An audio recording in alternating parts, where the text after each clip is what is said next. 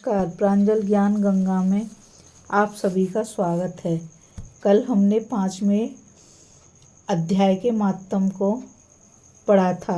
आज हम 6ठे अध्याय के महात्म का पाठ करेंगे, जिसका कि नाम आत्म संयम योग है।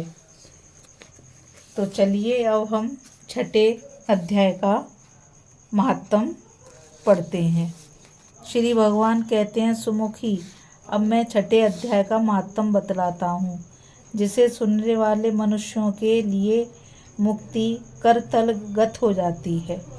गोदावरी नदी के तट पर प्रतिष्ठानपुर नामक एक विशाल नगर है, जहाँ मैं पिपलेश के नाम से विख्यात होकर रहता हूँ। उस नगर में जानश्रुति नामक एक राजा रहते थे, जो भूमंडल की प्रजा को अत्यंत प्रिय थे। उनका प्रताप मार्तंड मंडल के प्रचंड तेज के समान जान पड़ता था। प्रतिदिन होने वाले उनके यज्ञ के धुएं से नंदनवन के कल्प वृक्ष इस प्रकार काले पड़ गए थे, मानो राजा की असाधारण दानशीलता देखकर वे लज्जित हो गए हों। उनके यज्ञ में प्राप्त पुरोडाश के रसास्वादन में सदा आसक्त होने के कारण देवता लोग कभी प्रतिष्ठानपुर को छोड़कर बाहर नहीं जाते थे। उनके दान के समय छोड़े हुए जल की धारा प्रताप रूपी तेज और यज्ञ के धूमों से पुष्ट होकर मेघ ठीक समय पर वर्षा करते थे। उस राजा के शासन काल में ईटियों खेती में होने वाले 6 प्रकार के उपद्रवों के लिए कहीं थोड़ा भी स्थान नहीं मिलता था, और अच्छी नीतियों का सर्वत्र प्रसार होता था। वे बावली, कुएं और पोखरें खुदवाने के बहाने मानो प्रतिदिन पृथ्वी के भीतर की निधियों का अवलोकन करते थे। एक समय राजा के दान, तप, यज्ञ और प्रजापालन से संतुष्ट होकर स्वर्ग के देवता उन्हें वर देने के लिए आए। वे कमल नाल के समान उज्ज्वल हंसों का रूप धारण कर अपनी पाखें हिलाते हुए आकाश मार्ग से चलने लगे। बड़ी उतावली के साथ उड़ते हुए वे सभी हंस परस्पर बातचीत भी करते जाते थे। उनमें से भद्राश्व आदि 2-3 हंस वेग से उड़कर आगे निकल गए। तब पीछे वाले हंसों ने आगे जाने वालों को संबोधित करके कहा, अरे भाई भद्राश्व, तुम लोग वेग से चलकर आगे क्यों हो गए हो? यह मार्ग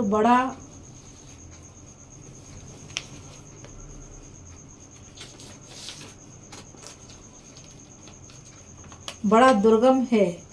इसमें हम सबको साथ मिलकर चलना चाहिए। क्या तुम्हें दिखाई नहीं देता? ये सामने ही पुण्य मूर्ति महाराज जानश्रुति का तेज पुंज अत्यंत स्पष्ट रूप से प्रकाशमान हो रहा है। उस तेज से भस्म होने की आशंका है, अतः सावधान होकर चलना चाहिए। पीछे वाले हंसों के ये वचन सुनकर आगे वाले हंस हंस पड़े और उच्च स्वर से उनकी बातों की अवहेलना करते हुए बोले, अरे भाई, क्या इस राजा जानश्रुति का तेज ब्रह्मवादी महात्मा रैंक के तेज से भी अधिक तीव्र है? हंसों की ये बातें सुनकर राजा जानश्रुति अपने ऊंचे महल की छत से उतर गए और सुखपूर्वक आसन पर विराजमान हो अपने सारथी को बुलाकर बोले कि जाओ, महात्मा रैंक को यहाँ ले आओ। राजा का यह अमृत के समान वचन सुनकर महा नामक सारथी प्रसन्नता प्रकट करता हुआ नगर से बाहर निकला। सबसे पहले उसने मुक्तदायिनी काशीपुरी की यात्रा की, जहाँ जगत के स्वामी भगवान विश्वनाथ मनुष्यों को उपदेश दिया करते हैं। उसके बाद वह गया क्षेत्र में पहुंचा, जहाँ प्रफुल्ल नेत्रों वाले भगवान गदाधर संपूर्ण लोगों का उद्धार करने के लिए निवास करते हैं। तदंतर नाना तीर्थों में भ्रमण करता हुआ सारथी पापनाशनी मथुरापुरी में गया। यह भगवान श्री कृष्ण का आदि स्थान है, जो परम महान एवं मोक्ष प्रदान करने वाला है। वेद और शास्त्रों में वह तीर्थ त्रिभुवनपति भगवान गोविंद के अवतार स्थान के नाम से प्रसिद्ध है। नाना देवता और महर्षि उसका सेवन करते हैं।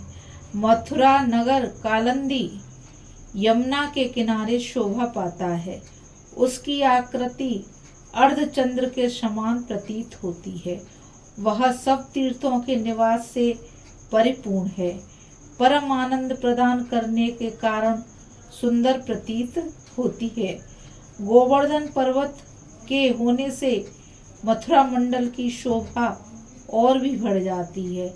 वह पवित्र वृक्षों और लताओं से आवृत है। उसमें 12 वन हैं।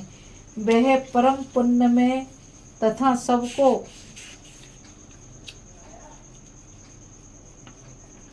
विश्राम देने वाले श्रुतियों के सारभूत भगवान श्री कृष्ण की आधार भूमि है।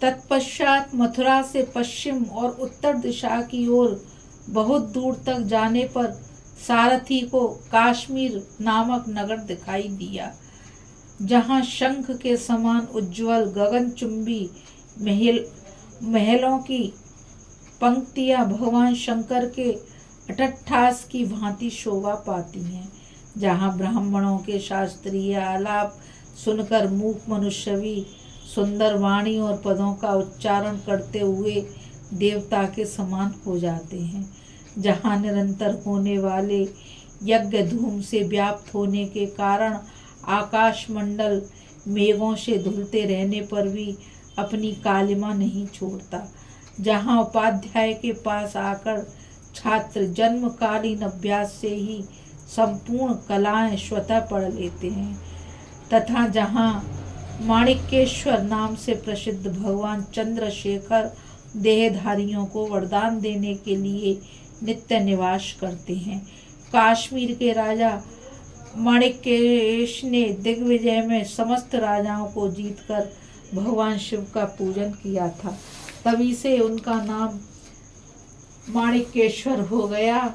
उन्हीं के मंदिर के दरवाजे पर महात्मा रैंक एक छोटी सी गाड़ी पर बैठकर अपने अंगों को खुजलाते हुए वृक्ष की छाया का सेवन कर रहे थे। इसी अवस्था में सारथी ने उन्हें देखा।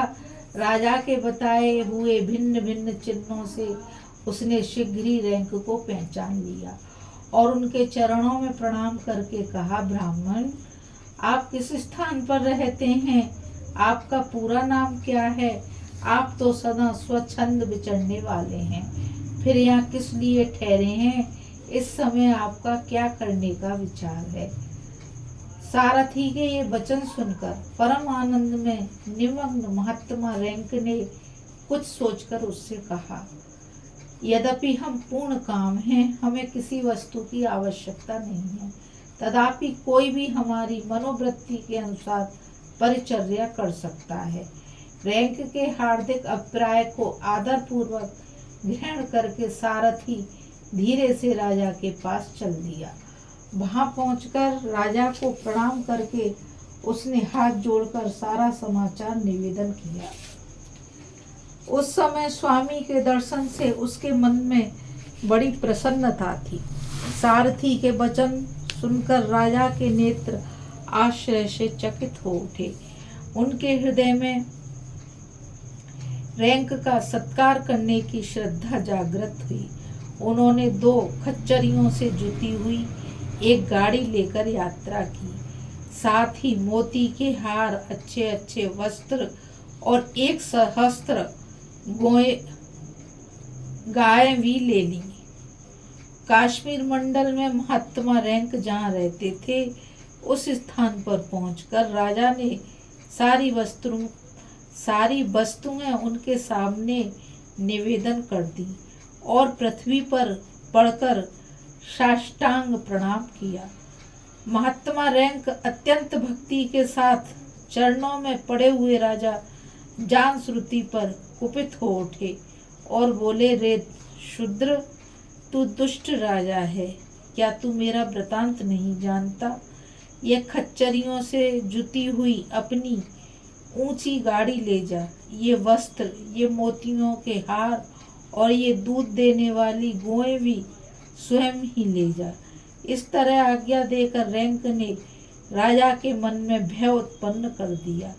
तब राजा ने सांप के भय से महात्मा रैंक के दोनों चरण पकड़ लिए और भक्ति पूर्वक कहा, ब्राह्मण, मुझ पर प्रसन्न होइए। भगवान, आप में यह है अद्भुत महात्म कैसे आया है? प्रसन्न होकर मुझे ठीक ठीक बताइए। रैंक ने कहा, राजन, मैं प्रतिदिन गीता के 6 अध्याय का जप करता हूँ। इसी से मेरी तेजो राशि देवताओं के लिए भी दुस्सह है। तदंतर परम बुद्धिमान राजा जान-श्रुति ने यत्न पूर्वक महात्मा रैंक से गीता के 6 अध्याय का अभ्यास किया। इससे उन्हें मोक्ष की प्राप्ति हुई। इधर रैंक भी भगवान माणिक्येश्वर के समीप मोक्षदायक गीता के 6 अध्याय का जप करते हुए सुख से रहने लगे।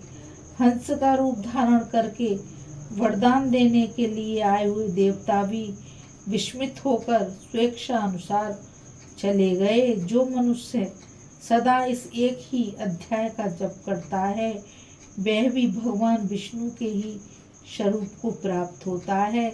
इसमें तनिक भी संदेह नहीं है। बोलो श्री विष्णु भगवान की जय।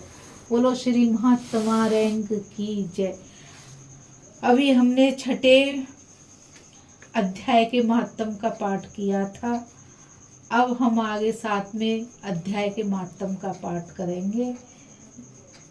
राधे राधे, जय श्री कृष्णा।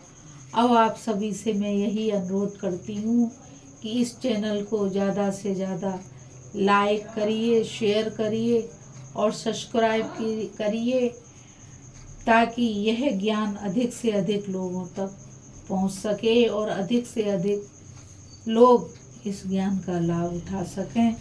नमस्कार।